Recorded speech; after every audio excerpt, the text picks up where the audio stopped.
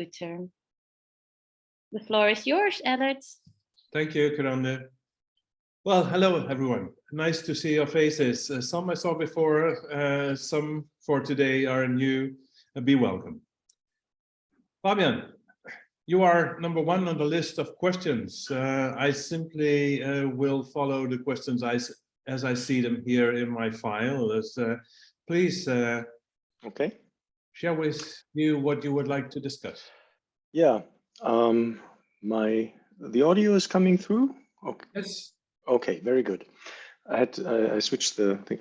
Now my question is, I am working with a few DID patients who have experienced, well, one could say, who have survived pretty well, not pretty, but rather organized trauma.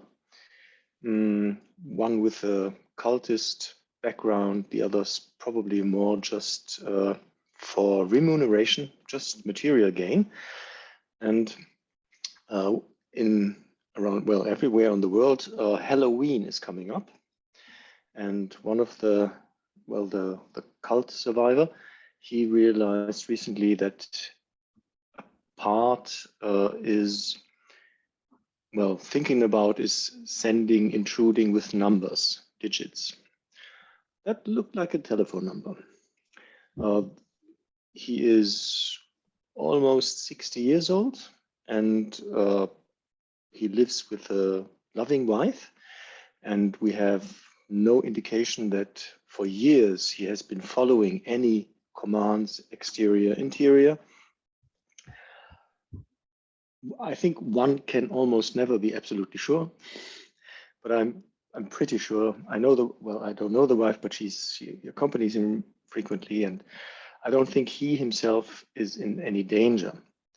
He is, of course, irritated, and the question is that some people talk of programming. I don't like the term very much because we are not computers, and I think you see it similarly. But still, there might be a difference in working with parts that have been specifically. Well, I'm afraid that it is possible to make parts and to give them very strict, very narrow definitions of what they're supposed to do and when, etc. So I asked him in an extra meeting because he was worried because of the upcoming special date, if any part of his that he knows has contact to this small part. And he said, yeah, there's one. And I said, well, maybe the one that you know could be asked to get in contact with the number intruding part that he has also a name for, and try to tell what's the important reason why you're doing this, and are you at all interested in what I can tell you about the world we live in at the moment? In a sense, you're no longer 5 years old, but 50, etc., or more than 50. And that's more or less the question. Anything specifically different for, and maybe you have a different term for program parts, because I really don't like the term. Yes, we share that feeling. Programming is a term that I find complicated, and I find it hard to welcome it because it is one-sided. It is suggesting that some program can be installed by somebody in, right? Me or you or anyone. Thus here, the subject is put in the 100% passive position. It is done to me. I am programmed is the formulation. I think that's not helpful. If we define living beings, organisms, as ecological systems, that implies always a subject-object relationship subject relationships included. Thus, if there is a programmer and someone to be programmed, that is still a dance of two people. It is still me. I must understand what is a telephone number. I must understand what is calling. I must understand that if I don't do that, something bad will happen. I must anticipate the future and believe that the other person is so powerful that if I don't do what he or she wants me to do, that I shall be punished. Thus, the one to be programmed is not passive, is in a way also active. It's doing things. But that takes us away from this information processing type of terminology. More generally, I don't like information processing terms because I don't know what information would be. Clearly, we can define information in a particular way along the way of Shannon, for example. But in information, there is never meaning. Meaning has to be enacted, says the enactive approach. We make meaning. There's the one who is being programmed is still making meaning. It is better to call the telephone number than to not do that. That is meaning making. Thus then we bring it back into the terminology of the enactive approach. That said, I would like to take a little trip to Russia and to Pavlov. I understand basically what other people refer to as programming as classical conditioning. If this, then that. And in a part, there's also a little bit of American, a little bit of Skinner, operant conditioning. I basically see it as conditioning, but then still in the framework of ecological systems. Now then, what is a dissociative agent that responds to a particular cue in a particular way? I would say it's very fixed behavior. It's always the same. If this, then that. How do we treat that? Well, if this, in the present context, then that does not follow. Because now you need to help, in this case, the dissociative agent, to rise to a higher level of action tendency and to see that the context is different. Here we have context evaluation. There and then you were led to believe that such and so is the case, and you became very, very anxious, the fear that you still have about you. And you're still very fearful, and you think that if you don't do this, then that will happen. Now, as in cognitive therapy, shall we examine that? Okay, let's call that number and see who's on the line in the first place. After all these years, the line may be disconnected. Let's hear if that number is still in operation. And then I would be very curious to hear who's there on the line. And ask that person, why did you give me that idea? Because such and such and so. Of course, I don't make a joke of it. And that's not my intention here. No. But I'm showing a different affect, playfulness, humor, curiosity. We can do that together. Mm-hmm. Okay. And well, we could also, if you can be conditioned, we can condition you to dial the wrong number. Why don't you forget the number between 4 and 6?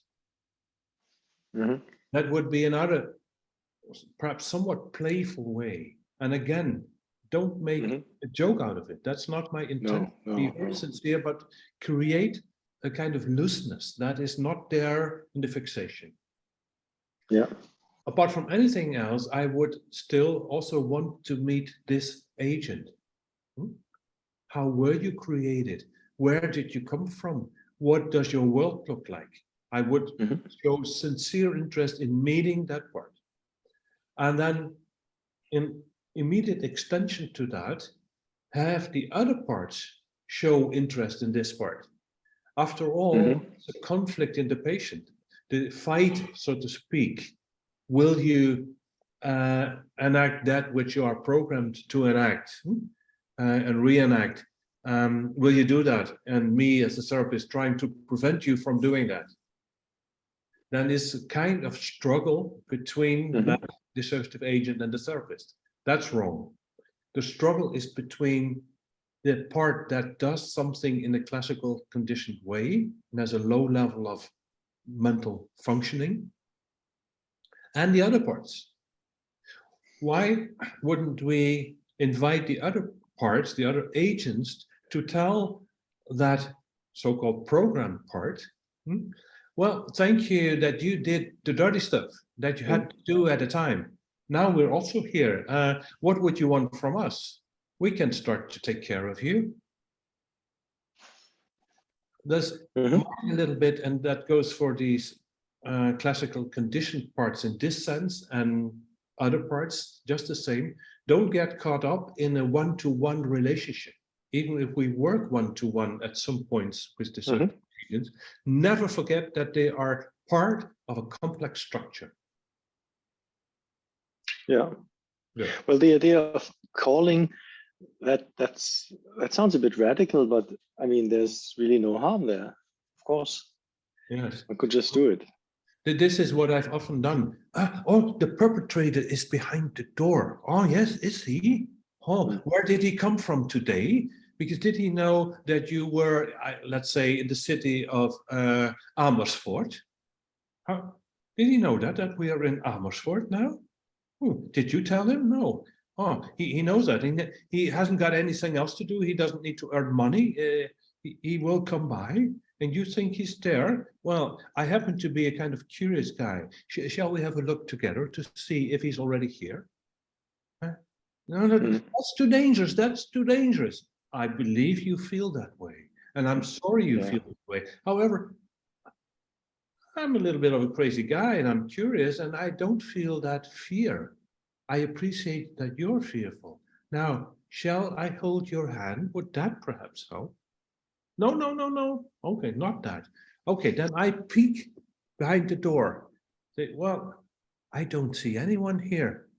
Yes, my colleague, Jan, he passed by. Yes, that's Jan. I know Jan well. He's a good guy. He's had also people like you. Bye, Jan. Good. Will he show up? Okay, no, he didn't show up. Then we could have a look at the corridor together. No, no, we explored the corridor together. And then in the end, I said, if he comes, from what direction will he come? And she pointed south. And then I was crazy enough to stand up, climb on my table. I sat in the direction of the perpetrator. Hey, you guy, it seems that you are not that powerful after all. Because I call you, I want to know why did you do that to this person? That's not a nice thing you did. Why did you do that? Come here and tell me. And the patient was a little bit of a mixture of playfulness. It started to loosen up a little bit and looking at me as if I'd gone completely nuts and fearful too. And in the end, we stood on the table together. We pointed south and said, hey, you guy, you're not that courageous. What takes you? Let's try to create a different action, kind of behavior therapy, but grounded in a longing to overcome the fear. And then we had the other parts help. And still it was difficult. It was a very difficult case. But in any case, this shows one way of dealing with it. It's a dissociative, phenomenal self, conditioned to do this all the time without any context. And then we basically add context with other affects, with other ideas and other behaviors. That's the basic strategy. Does that make sense to you, Fabian? Yeah, it does. Thank you. Thanks.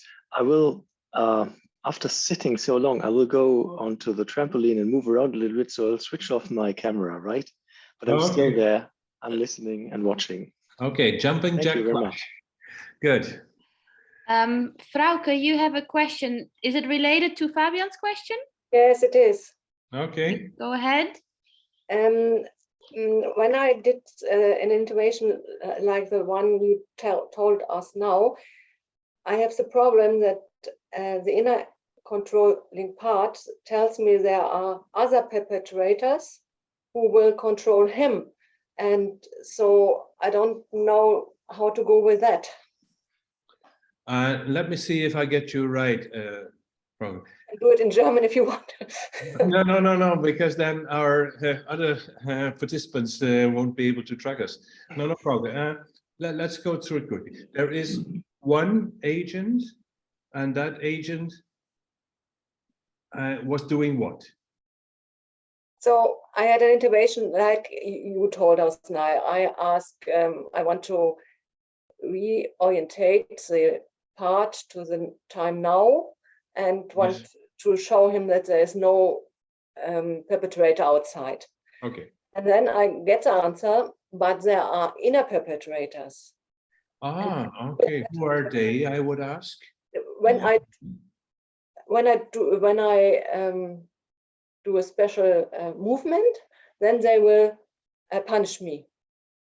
Ah, what do they do? They will make pain to me. Ah, how do they do that? They make pain to you. Well, that's quite something. How do they do that?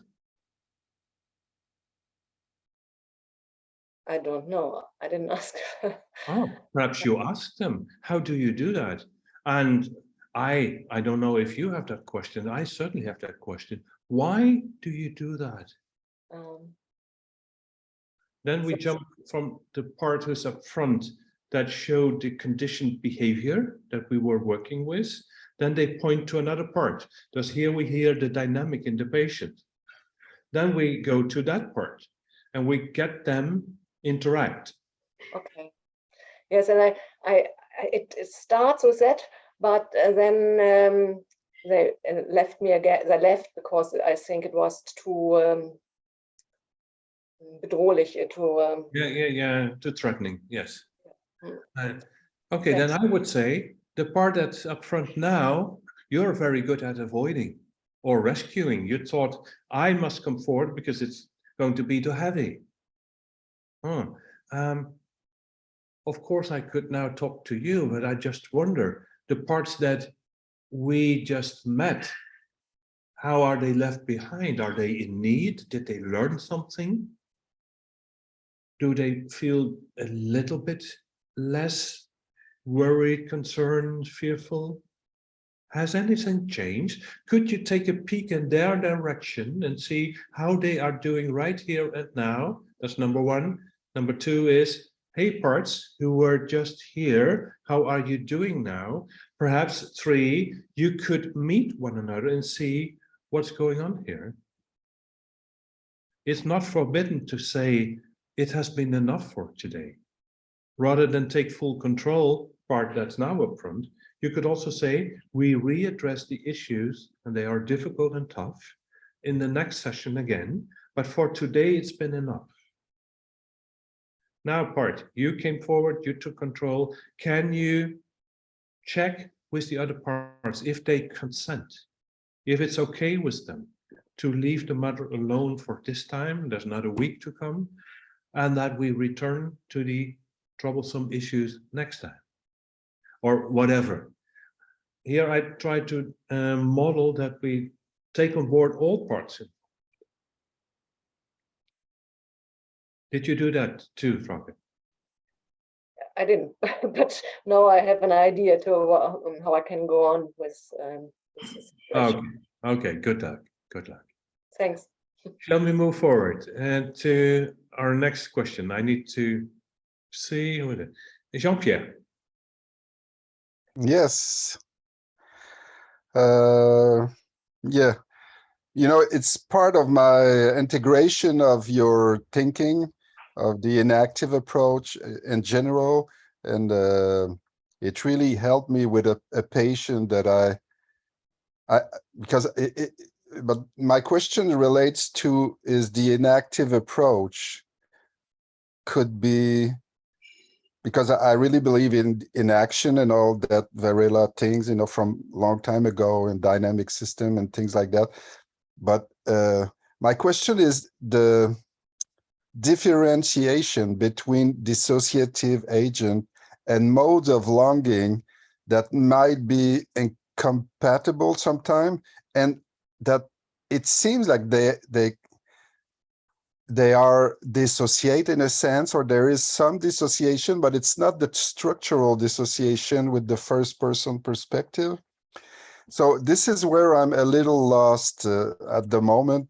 For example, I was trained in IFS, you know, internal family system in America, very popular. And Schwartz treat modes of longing as parts, you know, in his work, I think. That's what I think. So if there is an ambivalence or mode of longing, so he would say, okay, that part, and how do you feel toward that part, and things like that. And it works to help pursue integration of systems. So I would like to hear you about, and I have a patient that your seminar number 7, which was about the perspective, really helped me, and with the work with Oliver also in the small groups. And I became much more efficient with that client when I really understood that idea, because I was kind of talking to, we could say, the apparently normal part of her about other parts, which is different than talking directly to the parts. But that woman, it's hard for me to be absolutely sure, is she the ID, or what would be the criteria? I think yes, but so is there a continuum between segregation between modes of longing because of the conflict, but they are not really dissociative agent and real dissociative agent? And how could you, is there some question, or? I think I get your question. Okay. And quite a few clinicians have this question, actually. Okay. First of all, there is a general problem of integration. Living life well means to have the ability to integrate a whole lot of stuff that not seldom is contradictory. It often takes the form of our common ambivalences. On the one hand, I want this, on the other hand, I want that. Yeah. If that language that I'm now using makes sense to me and my therapist, we talk like this. On the one hand, I want this, on the other hand, I want that. And I would use that language because it makes sense to both of us. If a patient who is certainly not dissociative, but speaks, part of me wants this, part of me wants that, she's basically saying very much the same thing with other words. She does not really mean that there is a different self, a different I, a different world. No, I sometimes long for this and sometimes long for that, and sometimes I want the two together and I can't get it together. And now since many people speak this way these days, I speak about part of me. When that makes sense in this context for the therapist and the patient, I've got nothing against it. However, I would never say that it's a dissociative part, because if we start to refer to having a particular wish that is antagonistic to another wish as a dissociation, then the whole world is continuously associated and we have an empty concept. Yeah. That's where I'm having trouble with some of our colleagues who promote dissociation in such a broad way, or they conceive, that's the better expression, of dissociation so broadly that I do not know what does not count as dissociation. And I don't find that helpful. Therefore, strictly speaking, I define a dissociative agent as a part with its own first perspective. That makes sense because in DID that's fully clear. But I'll give you an example, Alert, of something that a personal experience that I had in a Zoom therapy with a therapist that is working with a model of parts and things like that. And I was talking about we could say a fragile EP for sure, or an aspect of me that is very vulnerable. But at a moment in the process, I was into it very much. And then she said to me, okay, very gently, can you look at the screen and see what you see? Do you see that gentleman over there, which is me as a 60 years old? Right. And really for me, it was a changing experience. Right. I really, at that moment, I really saw the difference. And she said, look at your hands. Is this the hands of a 4 years old? Or things like that. But that part of me, that fragile EP, we could say, I knew about it. I knew something. I knew some. So, Yes. you know, when I was in that part, I didn't say I don't know at all about where I am or the other parts. You know, there was some communicate, or not some communication, but some same world. Yes. But it's true that it was stuck in the past, really. And when she did that, there was really a experiential shift that was really beneficial for me. And that's why I'm asking you also, is the inactive approach, and I think it's a good framework, but do you, with the inactive approach, the way you describe it, can work also with people that are having modes of longing that are very entrenched, and like sometimes we see personality disorder and but are not dissociative agent person, or maybe it was a dissociative. So what would you say about that? No, let me say this. The inactive approach is a general approach in psychology and psychiatry. Yeah. I invented that name, inactive trauma therapy, because some of my colleagues told me, Elliot, what you do, yes, it is similar to what others do, but it has also some peculiar components that we don't find with others. You should give it a name. Okay. I thought, what? Why not call it inactive trauma therapy? It's an invention.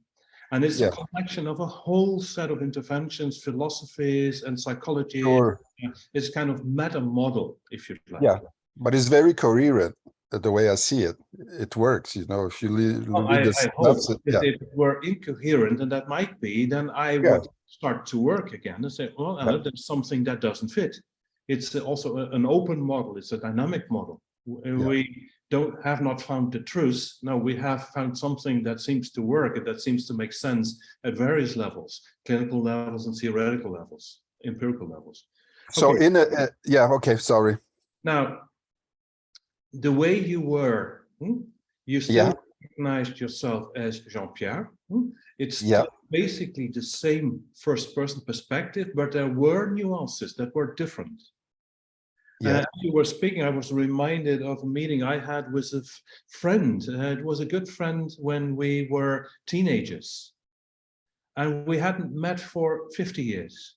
And we met again, and that old reality was there instantly again, and we recollected things. Do you know, it was like that, and this, and a little bit of that feeling of what it had been like, positive, came back to us. This is what old friends experience when they have met each other. They reenact a former reality, and they become a little bit boys again. We were men of 70 years old. We were the guys we were when we were 18 on our moped and fooling the police and right? Just having said that, I would also like to add that on a dimension of more or less integration, there will be borders. And it is up to a point then a little bit artificial. Do we call this a mode of longing striving that is rather pronounced, or is this a rudimentary dissociative agent? And for comparison, we have ice, water, and damp, depending on temperature and pressure. Now, at some point, you see a qualitative shift, a quantitative dimension. It's still a question of more and less, but you see a qualitative shift. Okay. But there is a gray area, because we can imagine, and you in Canada, you can imagine that far Absolutely. than me, is the water that you're seeing there, is that icy water or watery ice? Hmm. See, up to a point, it's arbitrary. Yeah, okay. The gray areas. But it's the same orientation to treatment, that the goal is to bring integration, to raise the power of action, all this, it's all very good. Okay. I would say an active trauma therapy is good and active therapy, plus the fact that the person has been wounded, Yeah, plus the fact, in many cases, that the person has become disassociated in the sense that they include more than one agent. yeah. Okay, and that can be more or less extreme. It can be very rudimentary, very complex. And Can I ask so- just a last, a little, just a Okay. little in the same thing, that for my patient, which I'm not totally sure, can I get a hint that she is a little more dissociative agent by the fact that, for example, there was a session where we worked with a small part of her that she knows she like 1 year and a half, 2, 3, she was really into, I don't remember, 3 years old. And when she left the office and the session after, she said, I don't remember a thing about what we discussed. Could that be a sign of, I would not have said that when I had that experience with the therapist myself. I would have said, no, I don't remember what we talked about. Is that somehow a criteria?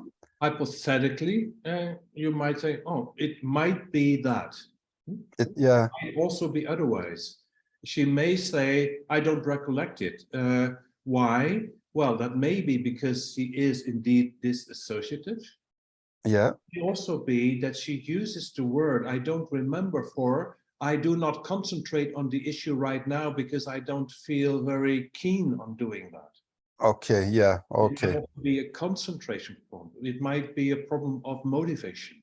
I don't want to go there. No, okay. I don't recollect. Yeah. I don't want to go there.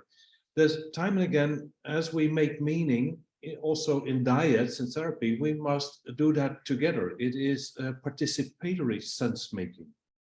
That is a term from the enactive approach, participatory sense making. We make sense together. And if it makes sense for the both of us to call it a part, it is a part. Yeah. The point is in, does it work? In this sense, Absolutely. The enactive approach is a very pragmatic approach. Does it work? If it's confusing, use other metaphors. Yeah, sure. Understand this, and if we make progress, that's it. And if you're in the gray area that you were talking about, the gray area between in the continuum, what would be questioned to see if it's more this or that? Well, if I could address you and your example, you went through this experience, a younger, you say part of you, fine, I go along with that. Is that Jean-Pierre? Is he still around here? Okay, okay. Yeah, I would say yes, but is that so? I can. It's me at a very young age. Yeah. Yeah, it's you.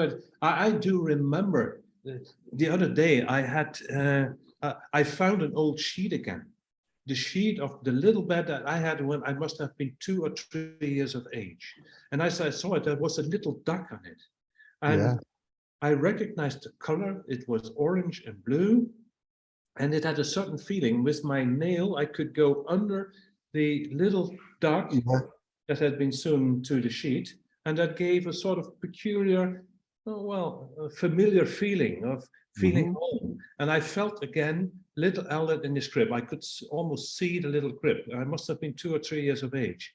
Yeah. That was in a way new, and I recognized it as being about me. I was the baby, the toddler. I was the toddler. Yeah. Personify it.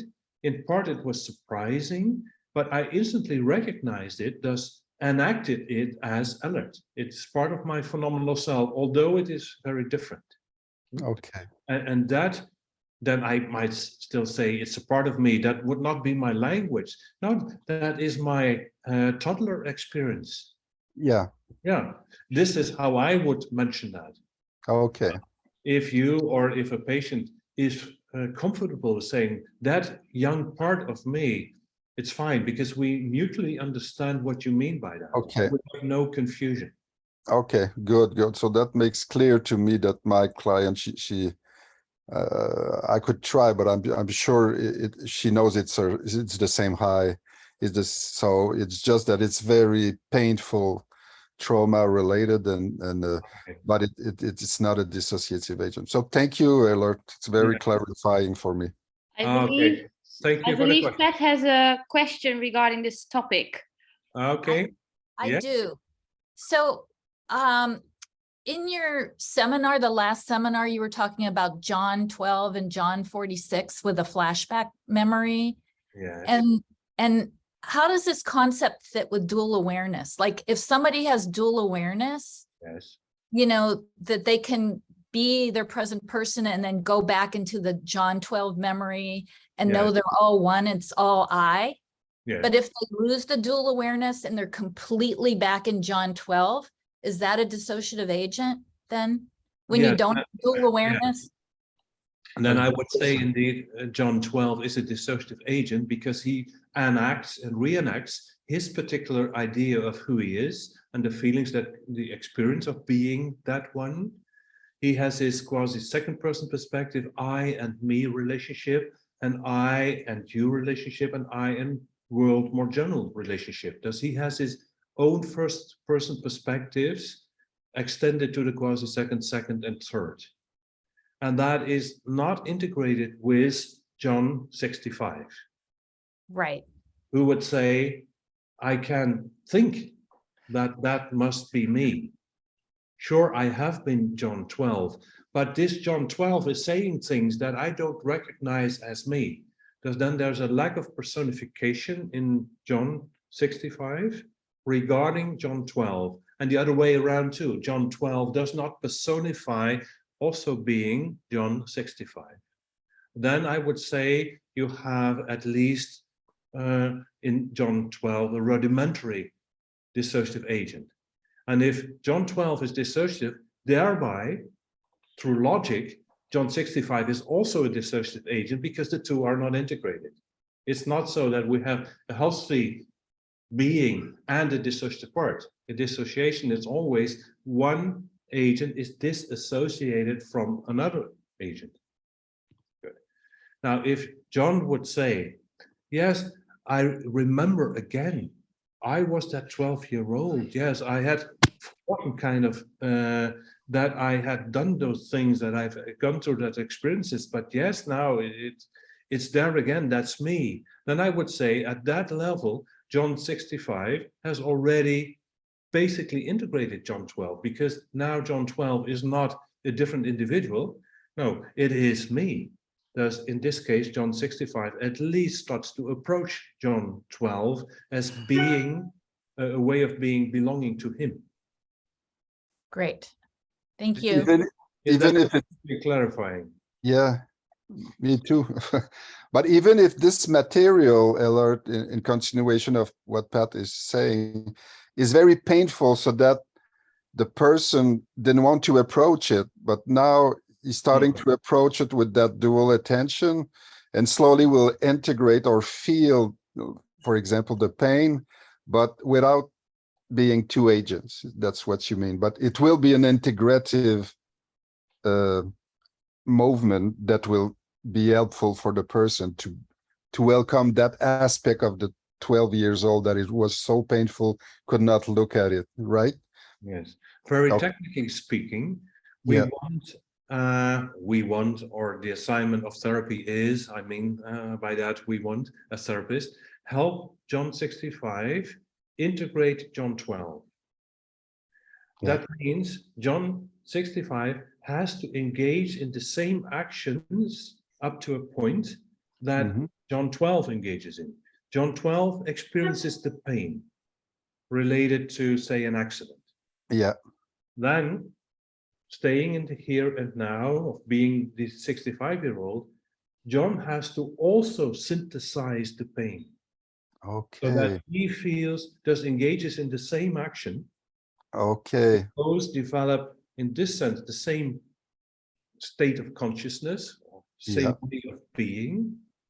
And once that's shared, John 65 does not need to avoid John 12 anymore, because the angle and the core of the heart, the painful stuff, is taken out of it. Now I enact the pain myself, and I, being 65, can presentify that more, that is, connect that more with my existence as John 65. I add John 12 to my experience and conception of being John 65. Yeah, and then John 55 will have a more power of action in the world, having integrate things like that. So I get from what you're saying that the concept of personification, synthesis, and are very important to continue reflecting on that question that Pat and I have. Yeah. And I also, how does it relate to the window of tolerance? So like, is it likely when you go out of the window of tolerance that you're going to avoid and dissociate? But to approach the part, you should be in the window of tolerance? Yes, I would basically say yes, Pat. I, however, frame it a little differently now. As Onno, Cassie, and I wrote The Haunted Self, we used that concept of the window of tolerance. Now, as I started to evolve more, and as I was writing The Trinity of Trauma, I was not so happy with the idea of tolerance anymore. We do not tolerate life. No, we deal with life, and we deal with life better if we are up to doing more. That's not a, if I can run the 100 meters in 12 seconds, which would inconceivable to me, I will never make that, but say it were true, then I'm not tolerating reality. No, I am able to engage in the action of running 100 meters in 12 seconds. Thus the question is not tolerance from me anymore, it's a window of the power of action. Action, okay. Yeah. The power of action. And that is Spinoza. Spinoza used that phrase, power of action. I find it brilliant. Do I have the ability, the power to do such or so? And if I am not able to live up to a particular reality because it's too hurting, I'm too much thrown on my own devices, I have no help. If it's simply too much, I'm in a tsunami wave, I can swim, but not in the tsunami, then I will drown. Why? The power of action of the wave is far more powerful than my power of action to swim. In causality, there's always a balance between our power and other powers. And we have power of action, says Spinoza, if we can control mostly at least what will happen. Very simple example. Here's my iPhone. Where am I? You can see it. It's a little bit dark here, but okay. I can easily lift my iPhone. I have the power of action of doing that. But if you were to ask me to keep up my iPhone here for 24 hours, gravity is surely the power that's going to win. And thus the traumatization happens when other forces affect us more than we can, in a response, affect the forces that are affecting us. It's a dance of powers. And trauma happens, my skin gets ripped open when the knife is stronger, has more power of action than my skin has. Now, a particular knife may have a chance here, but here, where my skin is thicker, nothing happens. The same knife, from here. Yeah. Sometimes we are more vulnerable than in other states of being. When we are tired, we are more vulnerable than we are fresh in the morning. This is a continuous dynamic of a whole set of causes that influence one another. Thus John Heil, the North American excellent philosopher in my regard, says, causing is where the action is. There are causal powers affecting each other. And trauma happens, I say, when the external harmful powers are stronger than my power to defend against that. That's Mm. trauma. And then we have a wound. Therapy should be the reverse. We should ideally engage in interactions that are such that I achieve whatever it is that I want to achieve, so that I have success. And our feeling of joy, a little bit more of Spinoza, our feeling of joy is the affect that comes up when we gain power of action. Our feeling of sorrow is when we lose power of action. Pierre Janet also said, if a patient does something new and succeeds, then what should follow is the act of triumph. You know the expression? Mhm. Yeah. And the act of triumph is the accompanying feeling and behavior that comes with an increase of power of action. Trauma is the loss of power of action. It goes the other way. And in trauma, an important action is, and now I'm back with Pierre Janet, the act of misachievement. John 65 has to experience and acknowledge that being John 12, he was unable to fight the tsunami. It was too much. Now I could do it because now I've got a boat. And the wave may be high, but my boat will lift with the wave, because now I will not drown. Or something like that. Yeah, yeah. Okay. What is- Thank you so much. That makes so much sense. Yeah.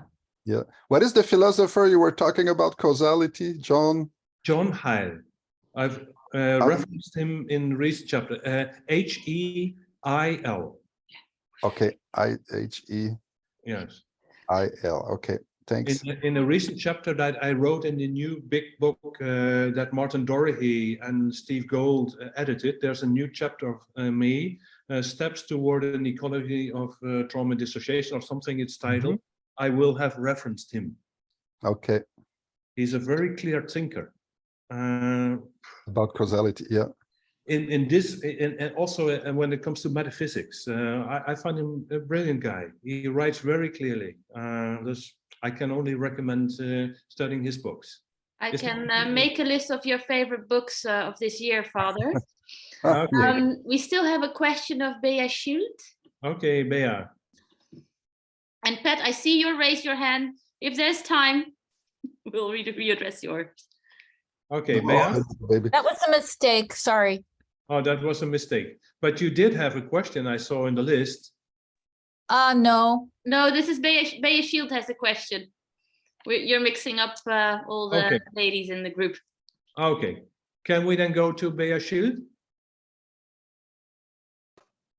Yes, my question is, how do we deal in inactive therapy with when people who had experienced neglect or didn't have appropriate care are in a desperate state, and how do we introduce caring for oneself? How do we do that? I mean, one is surely you as a model, or the therapist as a model, but where does that come from? Where else does that come from? What do you mean, Bea, by where else does that come from? Can you specify that a bit?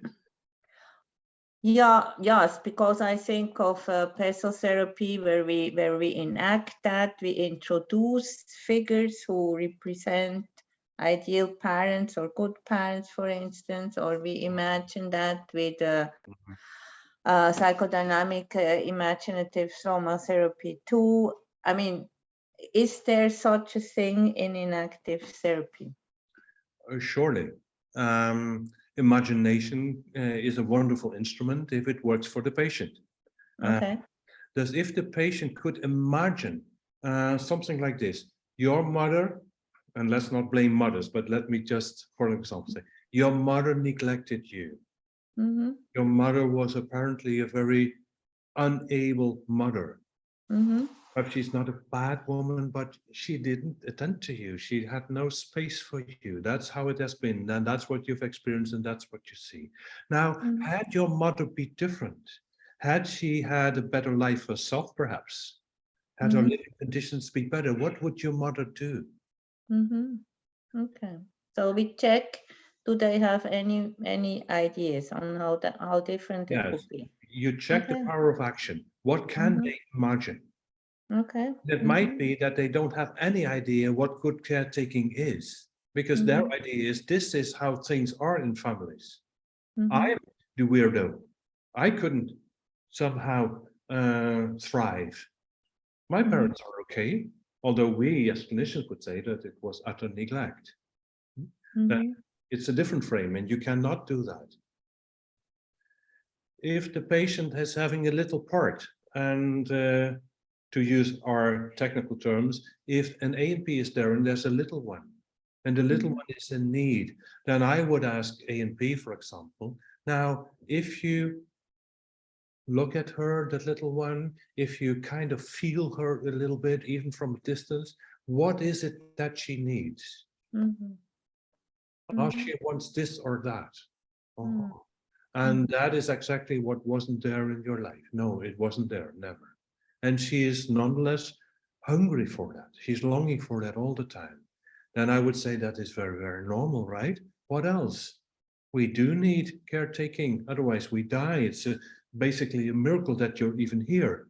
Somehow you managed to live, but it's more like survival than it's a life.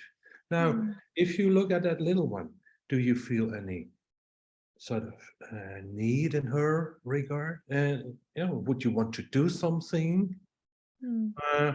I don't want to hold her. Oh no, okay, that's very clear. You don't want to hold her. What is it that you would want to do? Well, I could tell her that she's okay. Well, if you would be willing to do that, I think that would be an important step. You tell her she's okay. I would also say she's okay. We could also do that together. We could, in this way, perhaps take a little care of her together.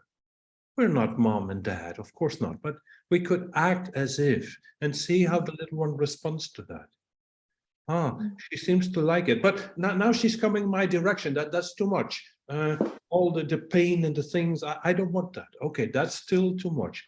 What A&P would you need in order to be able to hold her? Well, I'm willing to hold her, but holding her, if I do that, I go berserk. That's too much. Okay, what would you need to have between you and the little one? Could you have some kind of filter so that you sort of hold her, but with gloves, with Canadian thick coats around you, so that the coldness that she brings, because she had such a cold life, does not take away your warmth? Could that be a step? Because in this sort of way, we can do that. With another patient, I happened to have a doll. I said, if this were the little one, how would you take care of her? Well, I would want it, but I can't. And she threw the doll away. The doll flew through the therapy room. Oh, that's a bit heavy, right? I can sort of sympathize with you that it's too much, but throwing dolls around is not a nice thing. Because I would rather pick up the doll. And I went into the modeling of holding. And with steps and with a lot of filters between them, gradually she learned to hold the doll. In order to make, and that's another element I can say that I added, is you perceive her and you sort of sense her as all difficult and cold and hard and unappealing. She's even smelling bad. Ah, yeah, sure. Is that all there is? You know, you like to dance, right? And the patient liked to dance. Yeah, I like that. And the face brightened up and I said, wow, wonderful. And now I can dance. I'm very clumsy. And then you can do that. Wonderful. I don't have a talent. You seem to have a talent for dancing. I can understand music. I feel rhythm, but dancing, that's difficult for me. You do that. Where does it come from? Wasn't it already there in the 5-year-old? It must have been there. Now, 5-year-old, if you're there, and if you sort of put yourself into the doll, now can you, rather than intrude all the hard feelings, can you transfer, intrude the grown-up one with your talent of dancing. Mm. I tell, that came from me. That was there in me already. And then the older one can thank the little one for giving her the better feelings. And from there, we could go to other things. She also was pretty good at drawing and artwork. There's then her perception as the ANP in this case of the fragile EP shifted a bit. There was also a lot of good in her. It never materialized very much, but the seed was there, the seeds were there. And that helped also to slowly remove the filters between her and the doll. And in the end, as she held the doll and she appreciated, she took to herself the deep, deep emotional neglect that was more painful than actual physical and sexual abuse to her from her father. The emotional neglect by the mother was the deepest pain. As she did that, then she said, I always knew what happened. I always knew it, but now I feel it. Now it becomes real, and that's dangerous. Yes, that's the old feeling. It's dangerous. And now, together here with me, you can stay with it. You can take it to yourself. In our terms, you can synthesize the feelings and realize it. This has happened. This is part of my life history, and there's the presentification. And it happened to you, and there's the personification. There's now you have the synthesis, personification, presentification, the ability to put it in words and to realize this is really how it has been. And she could, in the first session, move no further than 5% of feeling that it was real. Even that realization was done in steps. And from there, we took it to 10% and more until eventually she could integrate it all. Yeah. Yeah. Thank you so much. And good mothers and sons are in full sight here. Yeah. Hi, Luca. Hallo, Good. Opa. Hallo, Opa. Okay. I think there was, it's 2 minutes early, but I think it's a good point to conclude. Or is there any urgent matter? I don't believe so. I do want to show some public praise for, I believe, someone based in Australia dialing in, probably in the middle of the night. Thank you so much for being here. Kodat, if I pronounce your name correctly. Yes. I hope Oh, you yeah. I hope everyone finds it helpful. Please, if you have a question, just send it over and then we will schedule it in. And then I hope to see you, I think in a week's time is already the seminar. Was it 7th by heart? I don't know. Soon enough. Okay, thank you so much for being here. Bye. Okay, have a good time, all of you. Thank you for Bye-bye. being Thanks. here. See you next Thank time. you. Well, Bye-bye.